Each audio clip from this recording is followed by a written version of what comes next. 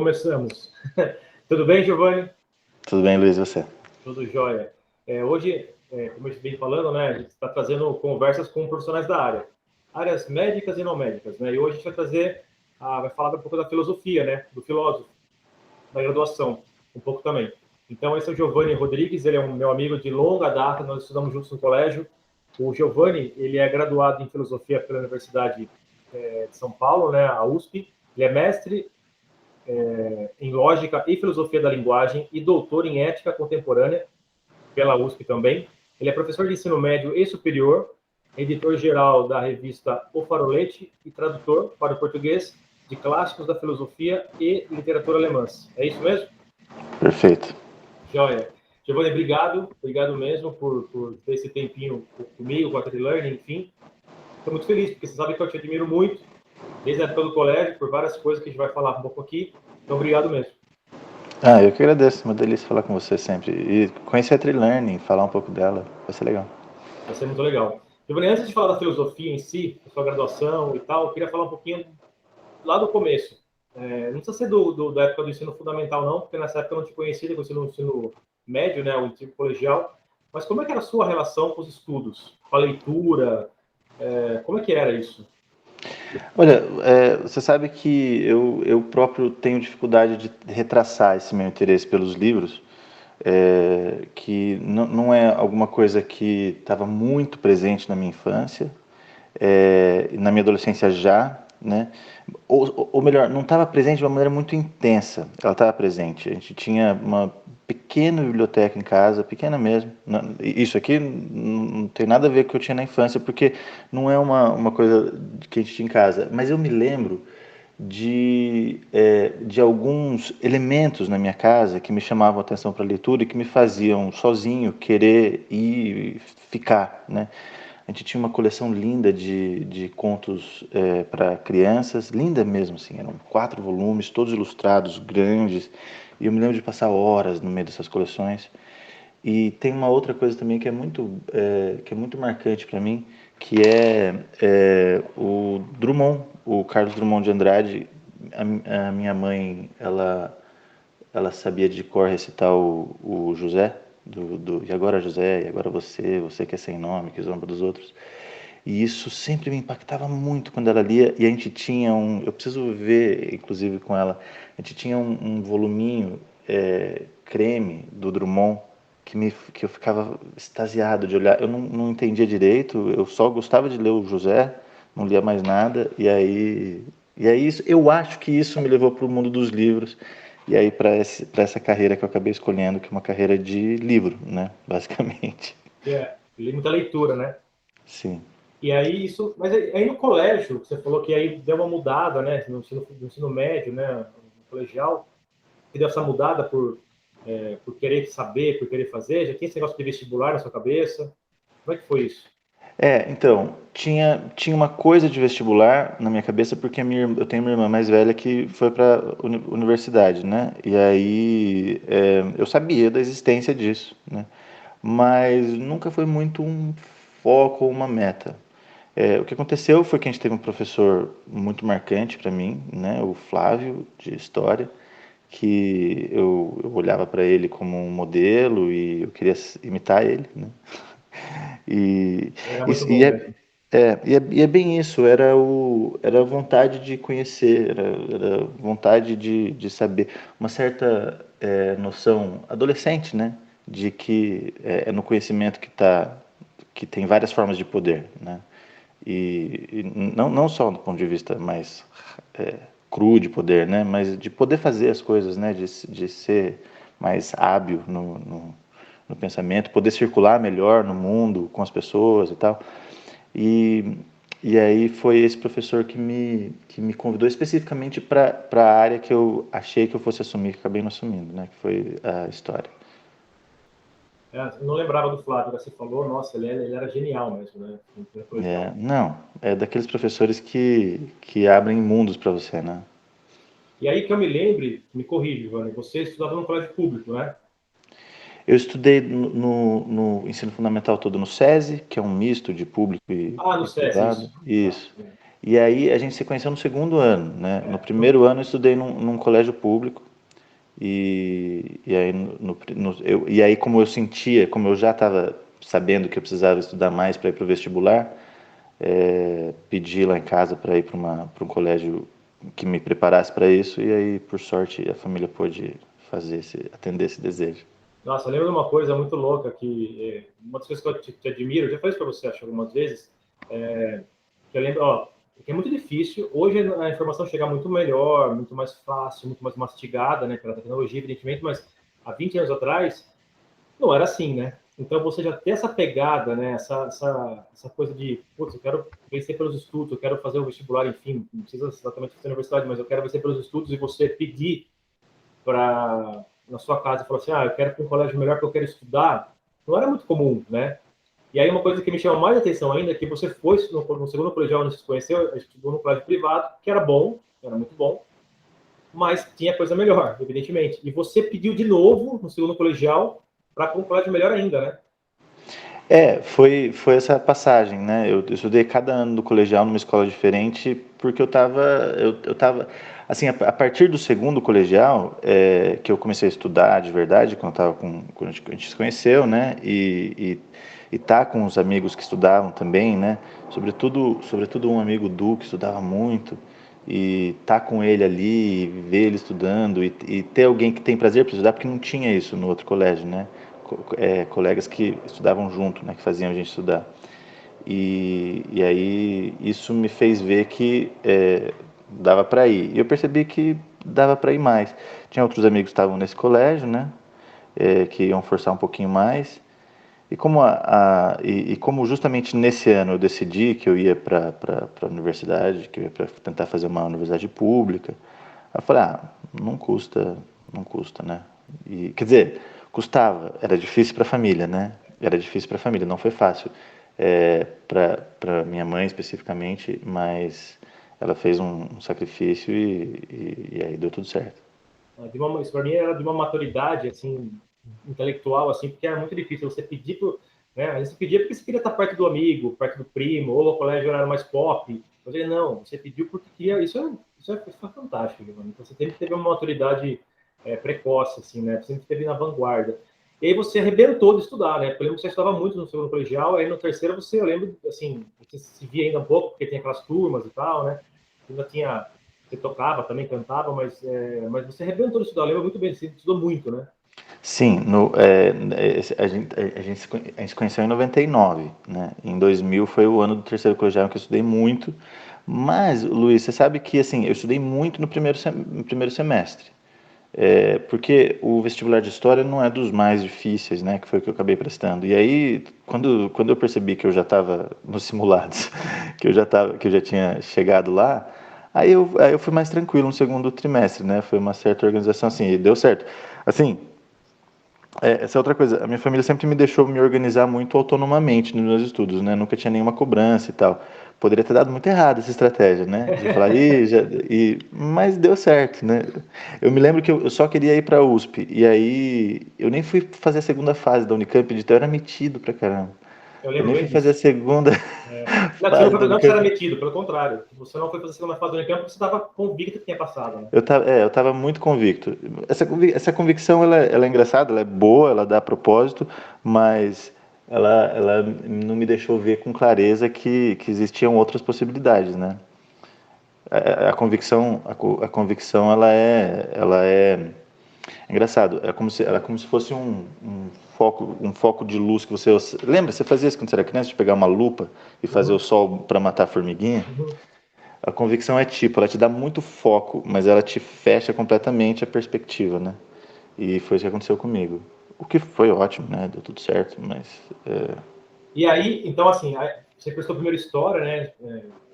E aí, raiz da época do professor ainda, né? Do Flávio, certamente. Foi por isso. isso ainda, tá? Uhum, Mas você não chegou a pensar em nenhum momento em outra profissão, em outra carreira a ser seguida no colégio? Porque como você mudou de colégio, engraçado. não? Não, antes disso, antes de conhecer o Flávio, eu ia virar médico, era a minha ideia, né? Era isso. Na verdade, eu tinha vontade de ser pesquisador em neurociências. Então, eu provavelmente eu estava me encaminhando para esse lado. Eu sempre gostei muito de biologia e química. e ainda gosto. Os meus estudos eles se orientam um pouco no sentido de estudar a filosofia da biologia e a história dessa disciplina, né? Mas aí é isso, são essas coisas que vão acontecendo na vida que colocam a gente em outros caminhos, né? Ou que na verdade, engraçado, estou falando isso para você agora, colocam a gente em outros caminhos mais ou menos, né? Eles fazem com que a gente realize uns certos propósitos de maneiras estranhas, surpreendentes, né? E é verdade, Giovanni, que na prova da USP você atingiu um valor lá de nota que passaria em qualquer curso? Ah, então, você sabe? Ah, Não, eu realmente é. não lembro. Eu realmente não lembro. Eu acho que tem um amigo que tem uma história muito boa, que um cara me conheceu quando eu entrei na faculdade de história, ele me conhecia sem que eu conhecesse ele, porque ele fez a prova comigo na sala e daí ele sabia que ia fazer o mesmo curso que eu e alguém apontou para ele e falou assim: "Tá vendo aquele cara? Ele fez não sei quanto na Fuvest". E daí ele falou: "Puta, eu acho que eu vou atrapalhar ele no meio da aula para ver se eu consigo tirar o meu concorrente". Mas eu realmente não lembro quanto eu tirei. Eu acho que eu fui bem, sim, na primeira fase e fui com muita tranquilidade para a segunda fase. A ponto de eu não querer fazer a Unicamp, né?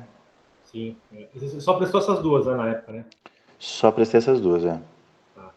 E aí você começou história na USP Uhum. e o que aconteceu que você... Quanto tempo você fez? Chegou a fazer? Olha, de verdade mesmo, eu fiz 2 anos, assim, estudando. Mas como a transferência demorou um pouquinho por conta de uma série de fatores, deu 3 anos. Ah, mas você chegou a ter que prestar vestibular de novo, né? Porque eles não deixaram você Isso, transferir para faculdade. exatamente. Esse período de um ano foi porque eu não estava muito bem inteirado a respeito dessas coisas de transferência e tal, e acabei demorando mais do que eu teria gostado, né? Mas foram 3 anos na história antes de mudar para filosofia. E o que fez você mudar, Giovanni? O que aconteceu? Ah, assim, é aquela coisa que eu estava falando para você de não ter visto muitas perspectivas outras, né? Ter uma convicção muito grande, e aí perceber que o meu interesse, eu sempre amei história, continuo gostando muito de história, né? Eu poderia ter me virado um historiador feliz, né? Mas não ia acontecer, porque à medida em que eu estava lá, não sei se é bom falar como é que funciona a faculdade lá na USP, né? Sim, importante. Você tem uma faculdade de filosofia e ciências humanas, né? E aí lá você tem diversos cursos, diversos departamentos que eles são separados, independentes, mas que eles têm uma conexão muito grande, né? Então, um aluno de história pode pedir disciplinas na filosofia, estudar lá, ou na sociologia, ou na antropologia. E, e no começo do curso eu me preocupei em fazer isso, sabe? Em fazer disciplinas em outros lugares. Eu fiz o que eu não tinha feito, né? Eu fui abrir as minhas perspectivas. Eu fiz uma matéria na antropologia, aí peguei uma na filosofia, e aí eu deixei de lado todo o resto das coisas, porque eu só me interessava pelo que eu estava estudando na filosofia. Demorou um pouquinho para cair a ficha, para perceber que eu estava, que o meu foco, meu interesse estava em outro lugar. Mas eventualmente caiu, e quando mudou, aí eu comecei a, a mover a minha vida para esse outro lugar aí, que é basicamente ir para o prédio do lado, né? Lá na USP. E você, beleza, mas assim, você já se imaginava fazendo tal coisa? Porque você fala, eu não me via sendo historiador. Eu poderia ser feliz, mas o que fez você? Você queria ser o quê? Você sabia já? Por onde você queria? Então, As frentes que você queria pegar? eu sabia que eu ia ser professor, né? Isso sempre foi não só eu estava consciente disso, mas era uma meta, né? Agora, é, eu nunca pensei muito no futuro, assim, eu nunca dei materialidade para o meu futuro, sabe? Onde eu ia morar, se eu ia casar e ter filhos, se eu ia dar aula onde, sabe? É simplesmente uma ideia e como, eu acho que como os estudos sempre me deram muito prazer, e como eu sabia que os estudos iam me recompensar de alguma maneira, sabe? Que eu tava no caminho certo, porque eu estava fazendo uma coisa importante que eu gostava e que eu sabia que eu tinha alguma competência para fazer. Então, eu fui deixando que as coisas fossem acontecendo no seu tempo, sabe? Então, eu não tinha uma ideia muito clara de o quê. Tinha uma ideia, seria dar aula, e ela se realizou, de fato, né? Mas não tinha planos específicos para o que, onde e como. Aí dentro da filosofia, em termos de graduação, Giovanni, são 4 anos, né? Ou não? Isso, são 4 anos no mínimo. No mínimo, isso é. Mas Isso, você tem tem aquele um número negócio, de créditos que você vai cumprir e a faculdade lá permite que você cumpra esses créditos no seu tempo, né? Então, eu acabei me formando na filosofia em 4 anos e meio ou 5 anos, não me lembro exatamente. mas você não eliminou matéria por ter feito história. Isso, eu eliminei. Poderia não ter eliminado, é só que na época eu fiquei sentindo que eu perdi tempo, sabe? Que, sobretudo por causa desse ano frustrante que foi 2003, em que eu fiquei meio no limbo, cursando matérias na filosofia, não fiquei sem estudar, né? Eu cursava as matérias na filosofia, mas não como aluno da filosofia. E aí eu fiquei meio chateado, e por isso quando eu entrei na filosofia, eu prestei o vestibular de novo, né? Eu tentei fazer uma transferência interna, depois uma transferência, não tinha vaga, ou sei lá. Eu acho que eu fui muito mal informado na época, mas tudo bem. É, tentei uma transferência interna, depois tentei uma transferência externa, e eu nem era elegível para transferência externa, mas eu fiz a prova do mesmo jeito, achando que eu seria. E aí finalmente falei, quer saber, vou prestar o vestibular de novo. Eu fui. Voltei para um cursinho, eu já estava morando aqui em São Paulo, fui lá na Consolação, eu trabalhava, né, de dia, e aí à noite eu ia lá para o cursinho, fiz 3 meses só, né, para me lembrar das coisas, e aí, e aí entrei lá. E aí quando eu entrei, como eu estava meio chateado de ter perdido esse tempo, né, aí eu pedi reaproveitamento de estudos. Que é uma coisa da qual eu me arrependo um pouquinho, sabe? A minha pressa de concluir fez com que eu não tivesse. Eu teria tido a oportunidade de estudar as 3 matérias que eu pedi. Em filosofia, cada matéria é muito intensa, né? Então a gente faz poucas matérias por semestre, são 3 matérias por semestre só. A minha mulher achava muito engraçado. Eu sou casado com minha esposa desde essa época, né? Ela achava muito engraçado, porque ela fazia 20 matérias por semestre e eu fazia 3. Mas é porque elas são muito intensas, né? Elas exigem um comprometimento muito grande. E eu poderia ter feito 3 dessas, né, a mais, né, que daria um semestre a mais. Mas acabei não fazendo. É, foi um erro, isso foi um erro, eu considero hoje. Mas, e aí você pode fazer no mínimo 4 anos. Não tem aquele negócio que alguns cursos fazem, por exemplo, diurno é 4, mas se for para a noite são 5. Tem isso? Não. Não, tem como sugestão, né? Porque você tem esse número de créditos, né? Se você quiser fazer 4 disciplinas, na verdade são 4 disciplinas, eu falei 3, são 4, né? É que eu fazia um esforço para fazer 3 só, em vez de 4, para poder me dedicar bem também, porque eu trabalhava, né? E fazia o noturno, e aí eu não queria.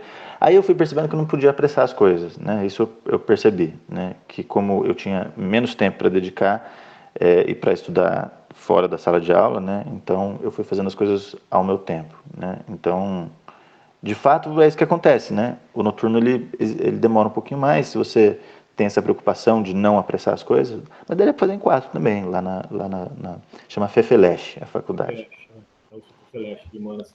E que matérias, assim, eu sei um pouco, claro, mas para quem não sabe, assim, está em dúvida e tudo, que grandes matérias tem na filosofia? Que grandes áreas? Quais as grandes áreas que tem, assim? Então, a filosofia é engraçada, né? Sobretudo no noturno, quando eu entrei na faculdade de filosofia, foi em 2004, então eu tinha 21 anos, né? Um jovem, né?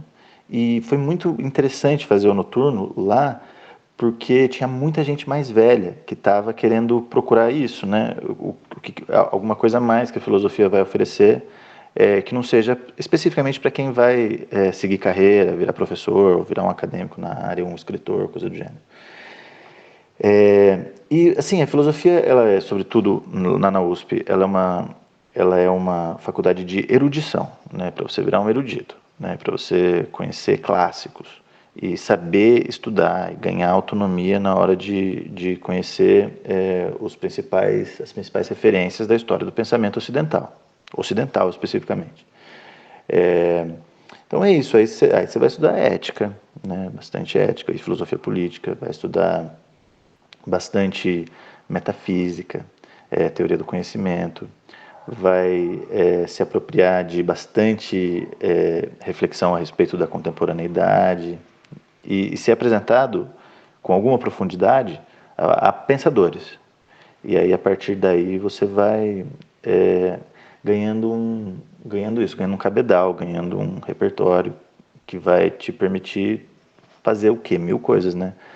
Meus colegas que estudaram em filosofia estão em diversas áreas, é, trabalhando com filosofia ou não, mas sem dúvida a filosofia ela oferece algumas técnicas de leitura literal e não, né, de leitura do mundo também, que são muito úteis, né?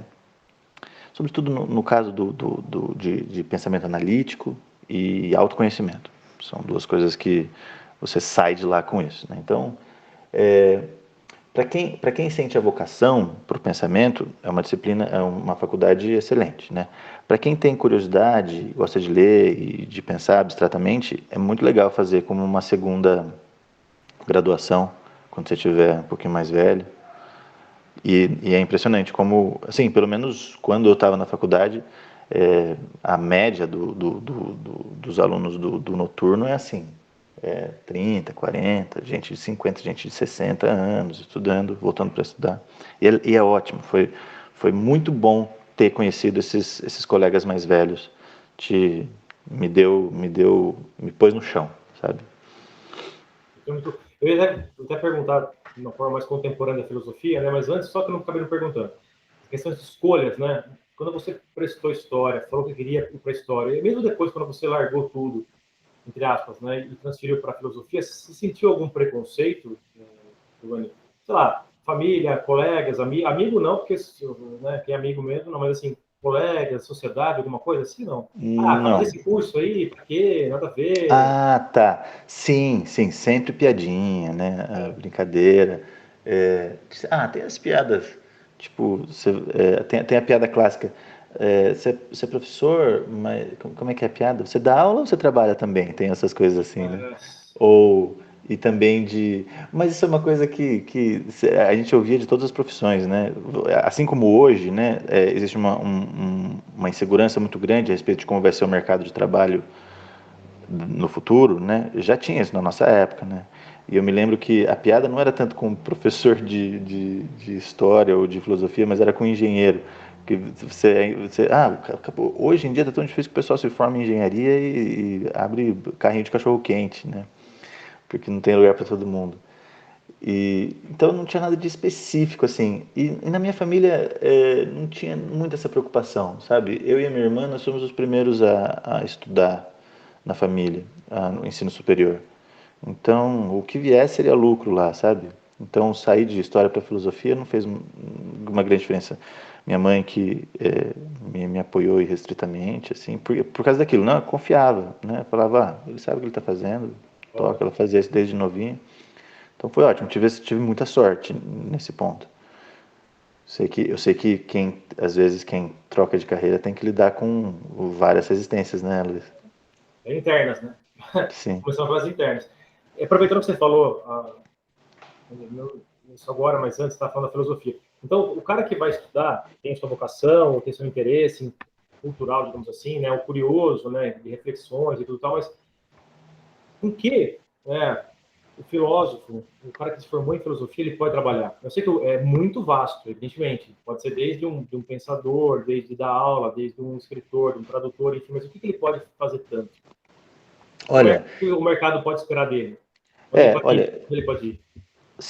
eu tenho muitos colegas trabalhando em jornal, trabalhando na Folha ou em sites de notícia para áreas mais específicas, né? Escrevendo análise política, escrevendo análise cultural, né? Isso é uma coisa que acontece.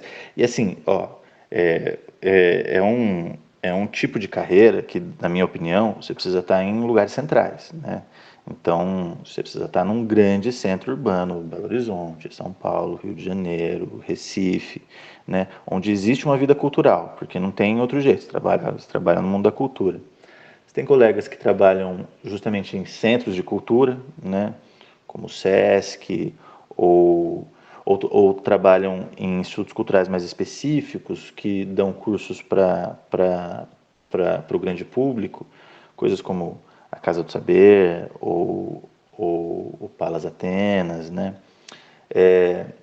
Evidentemente, o principal caminho do graduado em filosofia é dar aula de filosofia no ensino superior ou no ensino básico e, e pesquisa, né? Pós-graduação, né? É muito normal que o aluno que se forma... Assim, em filosofia, o curso lá é conhecido por ter como é que fala isso? Quando você abandona o curso, você tem muita gente que sai do curso, né? Você tem Resistência? isso, muito grande, assim, é uma coisa que o pessoal briga lá para tentar diminuir, mas mais da metade dos alunos que entram não se forma, acho que é bastante mais, sabe? Agora, quem se forma acaba indo para pós-graduação, né, para se aprofundar nos estudos, como eu fiz, né, ir para o mestrado, depois para o doutorado. Então, é uma formação muito longa, sabe?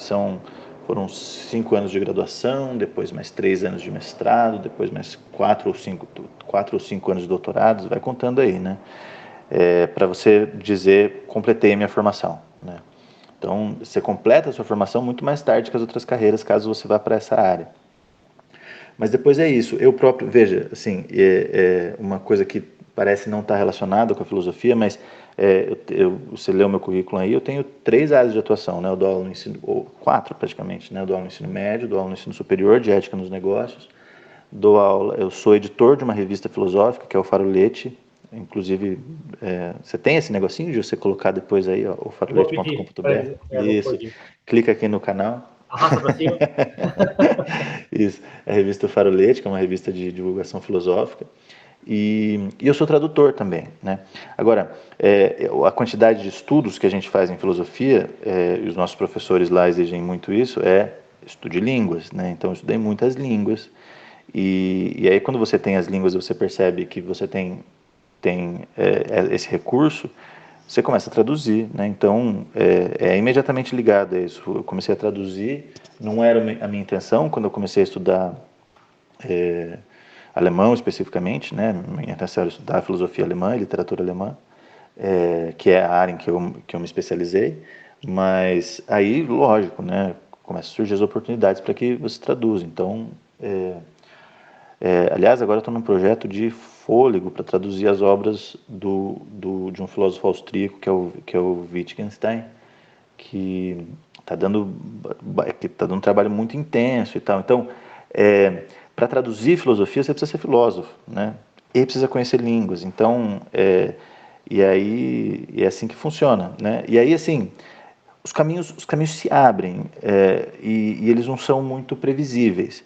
Mas o que eu te digo é que está dentro desse âmbito do empreendedorismo cultural, do mercado editorial e da educação, né? Esses são os campos em que se trabalha. É, e tem muita coisa para quem for criativo, né? Para quem tiver o tino para esse tipo de negócio, tem muita coisa.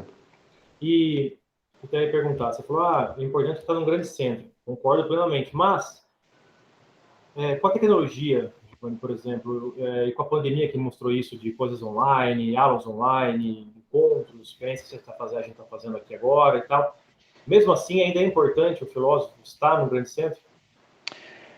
Então, olha, eu acho que pelo seguinte, é um mistério, né, Luiz, como é que a gente vai lidar com a conectividade física, com essa...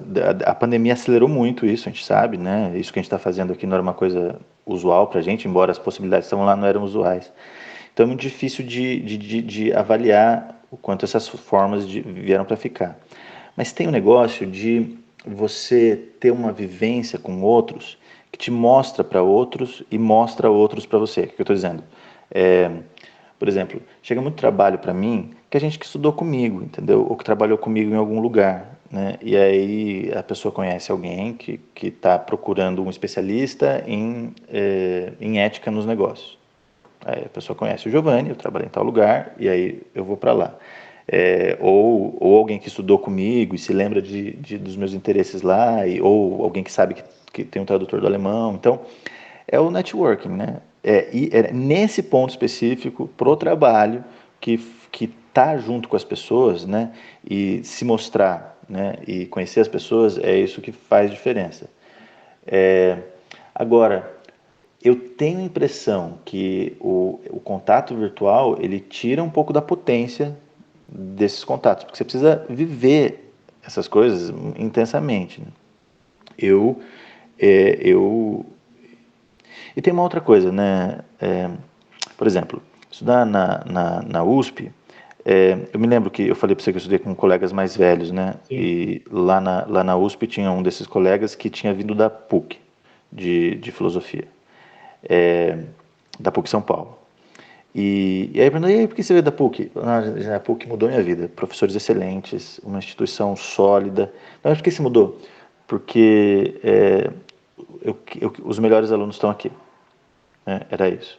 Então, o nível dos professores da PUC e da USP, segundo esse amigo, né, era o mesmo, mas o contato com os alunos era diferente. A E é meio vivência, né? assim, e no caso de São Paulo, você tem essas referências, esses departamentos que são referências, que são a USP, a Unicamp, esses departamentos de filosofia, que eles são meio polos de atração de mentes, né? Então, é, e aí quando você convive com... Foi fundamental para mim conhecer gente muito mais preparada do que eu, sabe? É, muito mais ambiciosa do que eu, né? Para que eu pudesse ver onde eles estavam mirando e decidir se eu queria mirar longe assim, né? E eu mirei muito mais longe por conta desses contatos.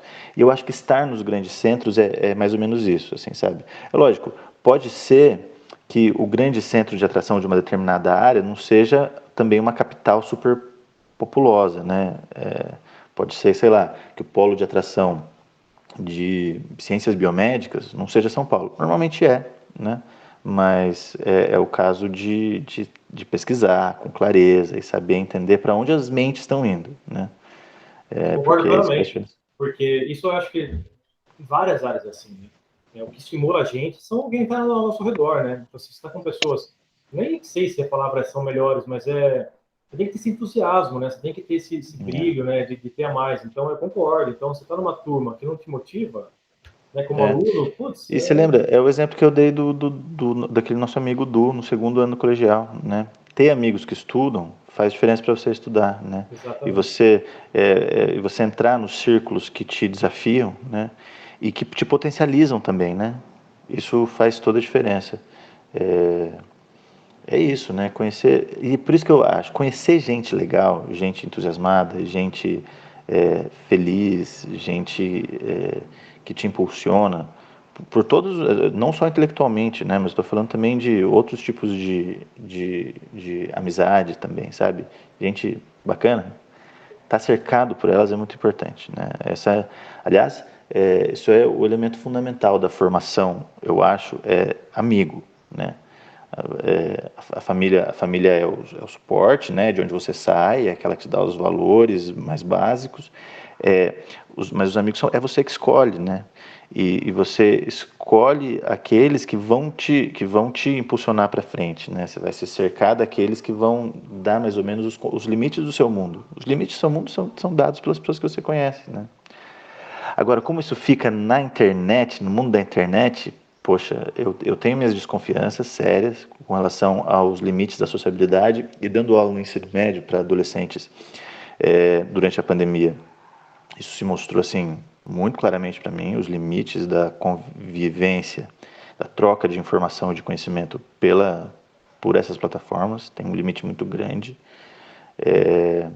Mas vai saber, né? A gente se adapta a tudo. A nossa espécie é uma espécie, por definição, isso é que o Rousseau dizia da espécie humana.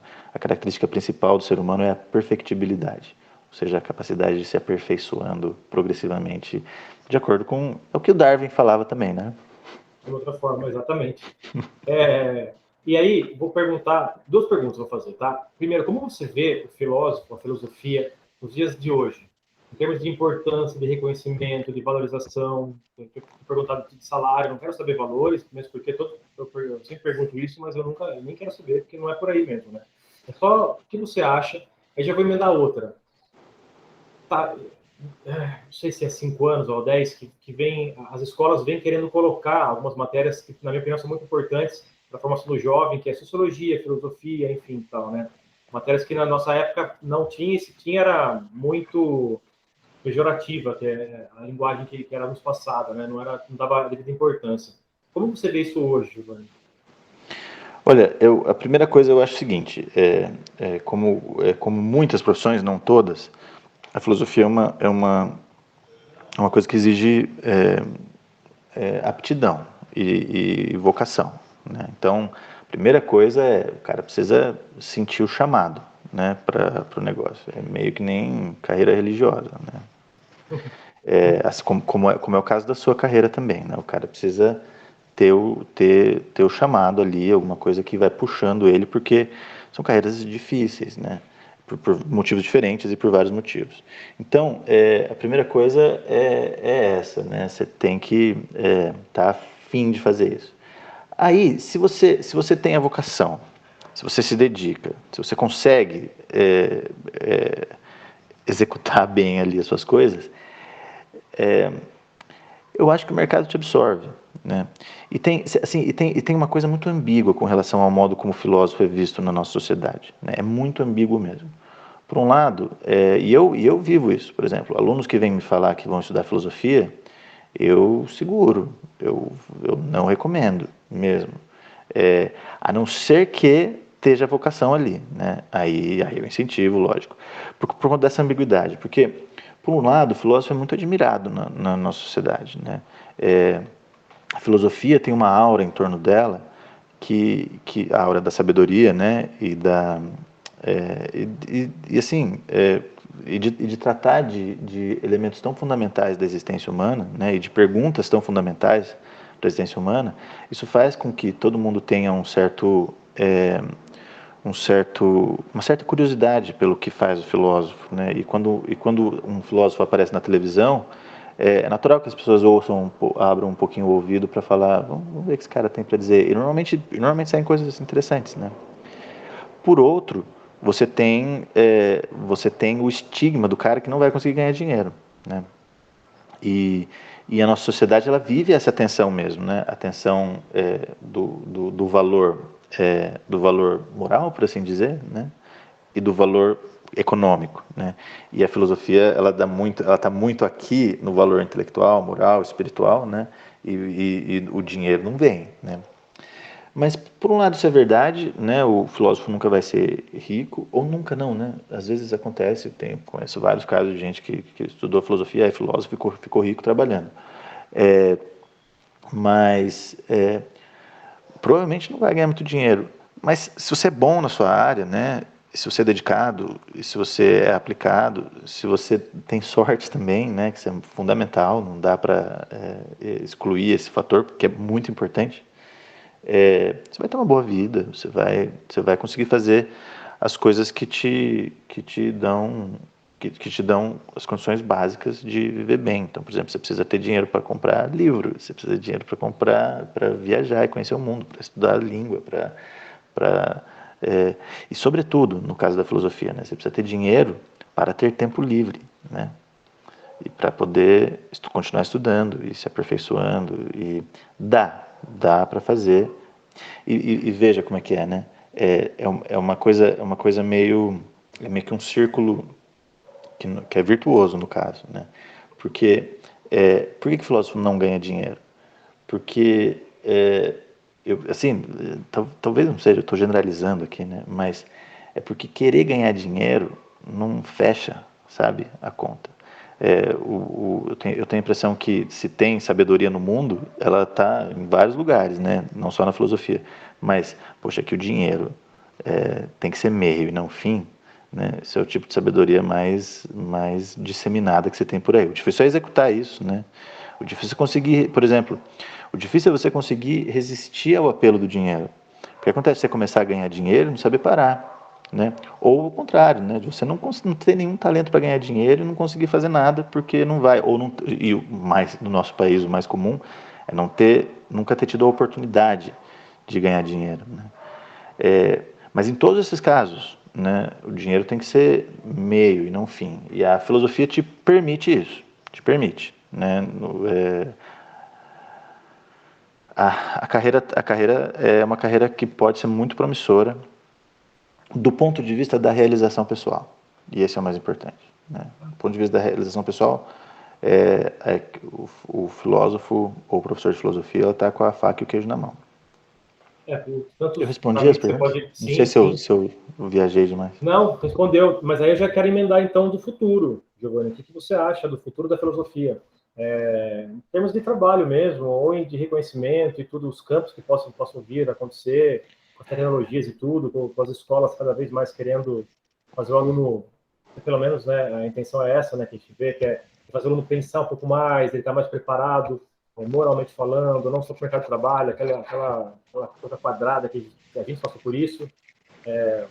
Outras gerações passaram e ainda passam, viu? É a mesmo pressão que tem, né? De vestibular, grandes cursos, grandes universidades, e esquece, às vezes, de outros fatores que são fundamentais, né? Mas como que você enxerga o futuro da filosofia?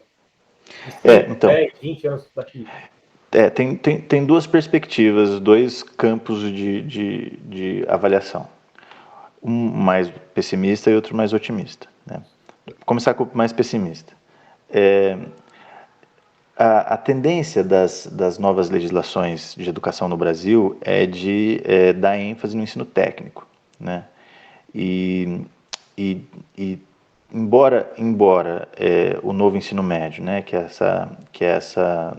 isso começou esse ano no ensino público, vai ser instaurado obrigatoriamente no ensino particular no ano que vem.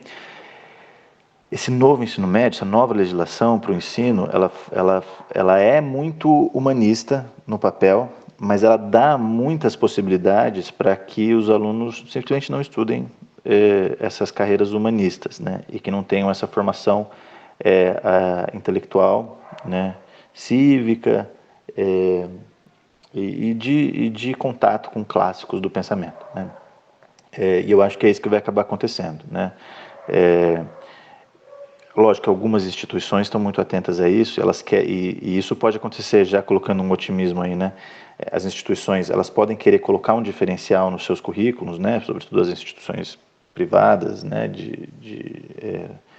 Daqui de São Paulo, por exemplo, tem muitas dessas, né? Que vão querer colocar filosofia, sociologia ou matérias de pensamento e reflexão como diferencial de mercado mesmo. Falar que, ó, temos aqui professores de filosofia, de sociologia e história preparados para dar esse tipo de formação para o seu filho.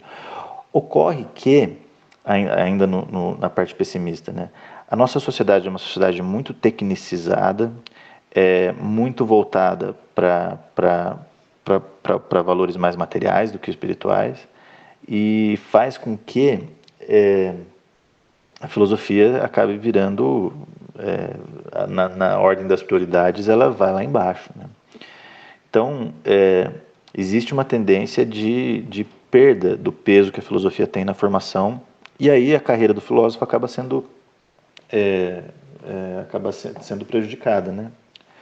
Por outro lado, né, e aí olhando para o lado mais otimista, todo mundo não, né, mas acho que os analistas, os futurologistas já perceberam que o que faz diferença no mercado de trabalho do século XXI, né, desse final da primeira metade, do começo da segunda metade, no contexto de mecanização do trabalho e robotização do trabalho, a diferença é conseguir fazer trabalhos que não são repetitivos, que são criativos, que basicamente não podem ser feitos por algoritmos e máquinas, né? E o trabalho do filósofo, ele é quase que por definição isso, né? Ele é por definição o trabalho que não vai ser mecanizado. A diferença é saber quanto a nossa sociedade vai pedir isso dos seus futuros filhos, né? Se a nossa sociedade vai pedir reflexão, né? E se teremos espaços de reflexão. Enquanto houver espaço de reflexão, a sociedade vai exigir os seus filósofos, né? Ela vai precisar produzir os seus filósofos. Tanto aqueles que escrevem no nível de pesquisa acadêmica, quanto aqueles que fazem a divulgação, como esses filósofos midiáticos que a gente tem, que eu acho que são muito respeitáveis e importantes para a nossa sociedade, quanto os professores de ensino superior e básico, que vão, às vezes, formar filósofo e, às vezes, ensinar filosofia para empreendedores, para administradores, para economistas, para biólogos e para médicos, né, para tentar criar em cada uma das áreas do conhecimento humano e da técnica humana, criar espaços de reflexão ética, sobretudo, né? E tentar criar aberturas para o futuro e para o pensamento. Então, evidentemente, eu vejo no filósofo uma ferramenta fundamental para o desenvolvimento de uma sociedade, da civilização, né? E eu acho que a nossa sociedade pede isso, né? Agora, o grande Aristóteles já dizia que a gente só filosofa e só faz ciência, no limite, quando as necessidades básicas estão supridas, né? Uma sociedade pobre não forma filósofo. Então, a gente precisa de uma sociedade rica para poder ter filosofia, né? E esse é o desafio, né? Nós não somos uma sociedade rica no Brasil, né? A gente precisa de desenvolvimento e vai saber, né? No momento em que a gente está precisando de desenvolvimento, ninguém olha muito para a filosofia.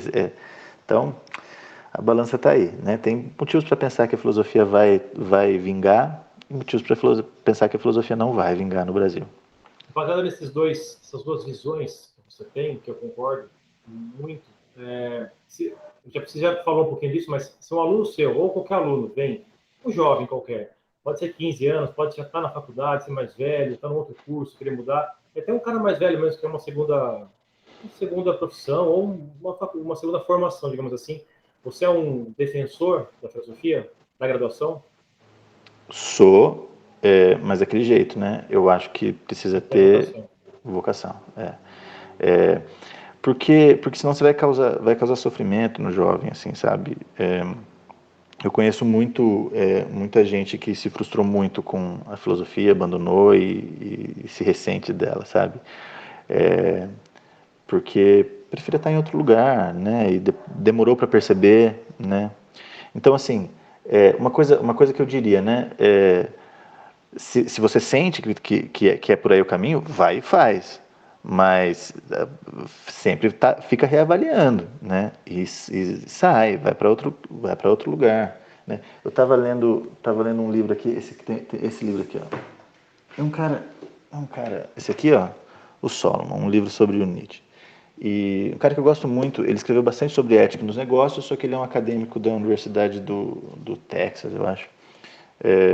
E eu estava lendo agora esse livro dele, ele falando que ele entrou em medicina, ele estudava medicina, e ele lá no meio da universidade, isso é um negócio legal de universidades, né? Você vai fazendo disciplinas de outros lugares, né? E daí ele foi fazer um curso lá de ética, e daí, pô, ele sentiu, tá aí, puxou o coração dele, e ele começou a estudar essas coisas e nunca mais parou. E é um cara muito... e virou uma referência na área. Então, você tem que estar aberto, né?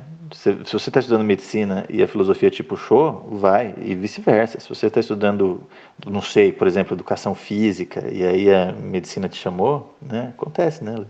Acontece.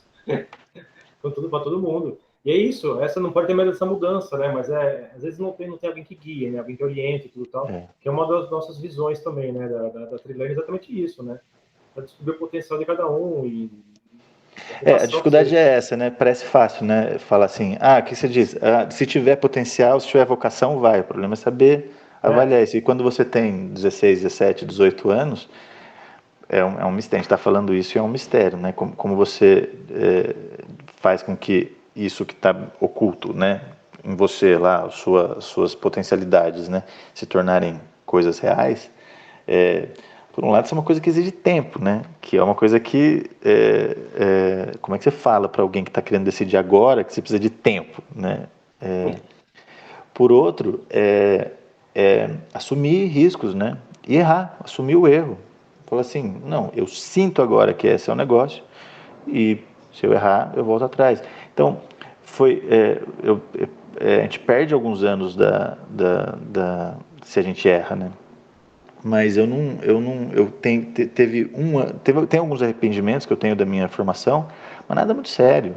Os anos que eu passei estudando história, eles foram definitivos para mim. Foi muito bom que eu não tenha entrado. Eu entrei com 17 anos na universidade.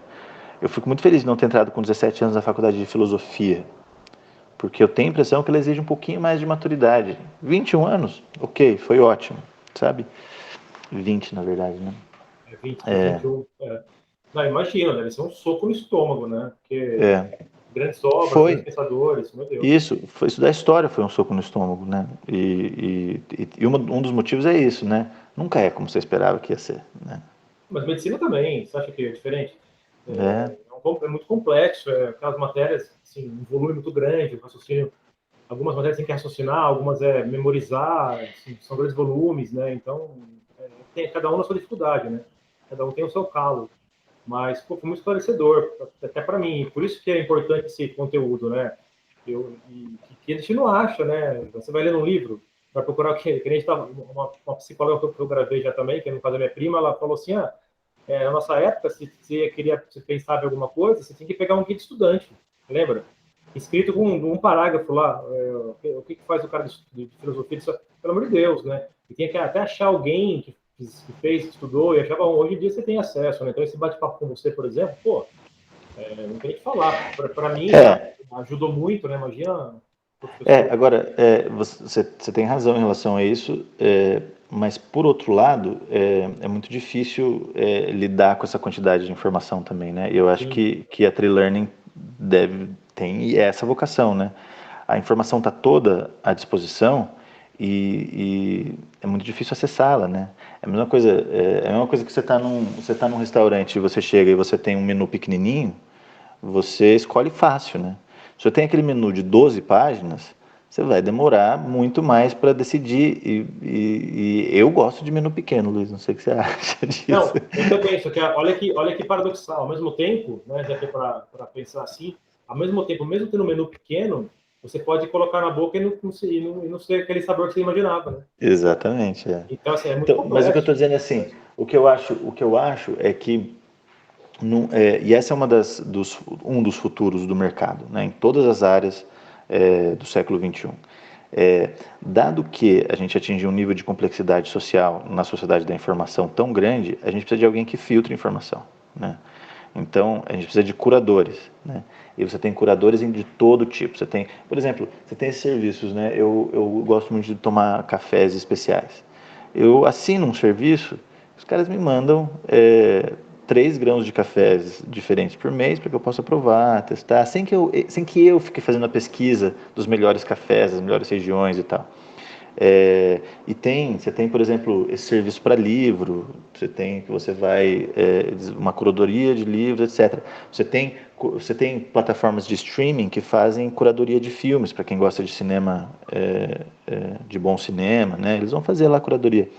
Da mesma maneira com relação a qualquer coisa, né? Então, e isso é um pouco da tarefa do professor, né? Por exemplo, quando eu ensino filosofia, eu seleciono temas e pensadores num catálogo de 2.500 anos, né?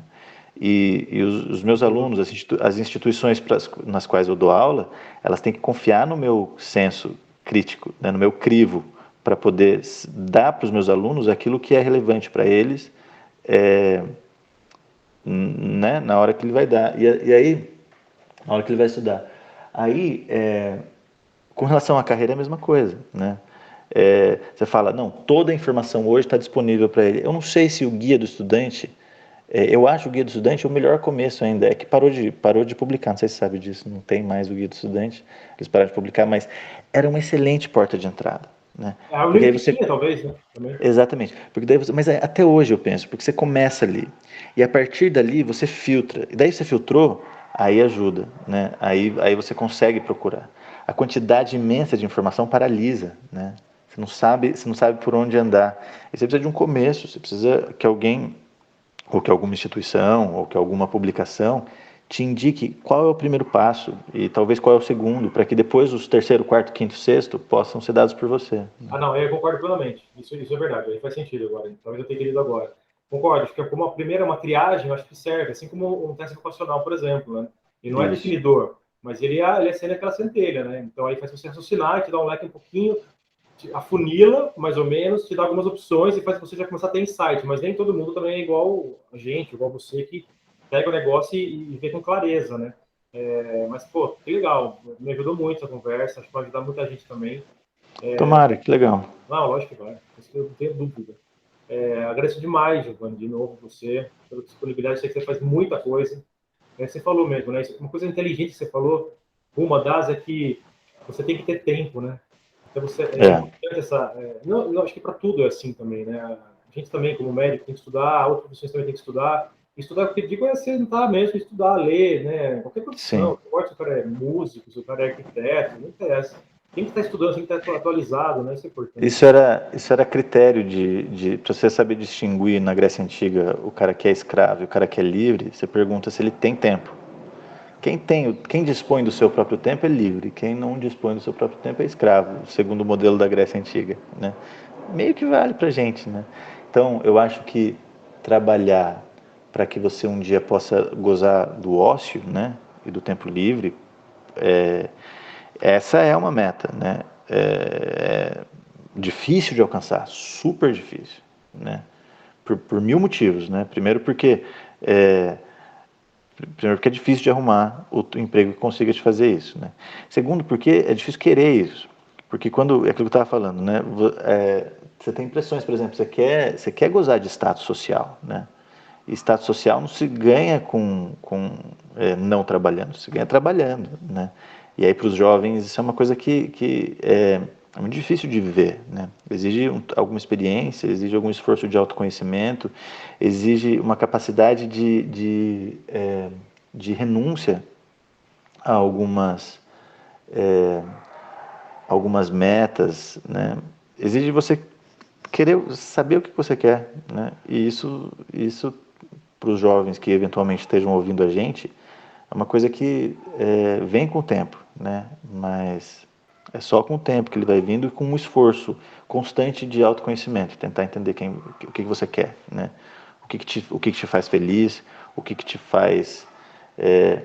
quais são as coisas que te fazem... Por exemplo, eu tenho muito aluno que não consegue entender o que significa não conseguir fechar um livro, né? Você começa a ler um livro e não dorme porque você não consegue, porque o livro te suga, né? Mas se você tem essa experiência,